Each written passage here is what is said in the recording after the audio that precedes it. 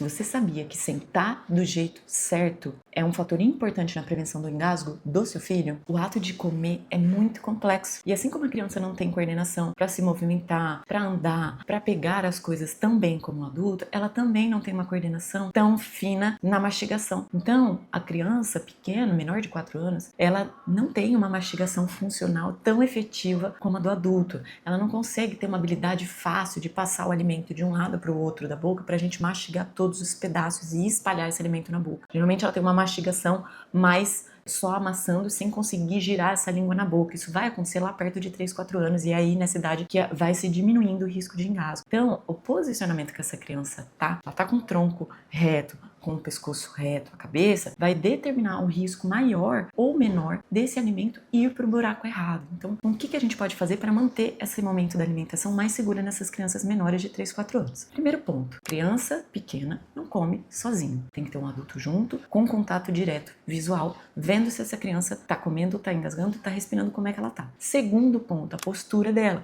Então, é cadeira, sentado, não é deitado, não é de lado, não é caído para frente, não é reclinado para trás, nada disso. É sentado com o apoio. E é por isso que a gente fala que nas crianças pequenas é muito importante o uso de uma cadeirinha, um assento, que essa criança fique encaixada, porque mesmo que ela não tiver um controle de tronco ali na introdução alimentar tão efetivo, ela consegue se apoiar e ficar. Terceiro ponto, como está o neurodesenvolvimento dessa criança. Se essa criança pequena está começando a introdução alimentar, ela não tem um sustento de pescoço adequado, ela não tem um neurodesenvolvimento para poder ficar ereto, assim, sentado, significa que ela não tem uma coordenação adequada para a deglutição de sólidos, e daí o risco de engasgo é alto. Então a gente precisa avaliar se o neurodesenvolvimento também está pronto para comer, não é só a idade. Quarto ponto, o formato e a consistência desses alimentos. Então tem que ser adequado por idade. Tem idade que a gente faz tudo amassado, molinho no garfo, tem idade que a gente consegue oferecer pedacinhos pequenos, macios, tem idade que pode pedaço maior, até quando maior de 4 anos a gente consegue comer, por exemplo, uma uva mastigando bem com menor risco de engasgo. Mas alimentos redondos ou duros, a gente precisa cortar de transversal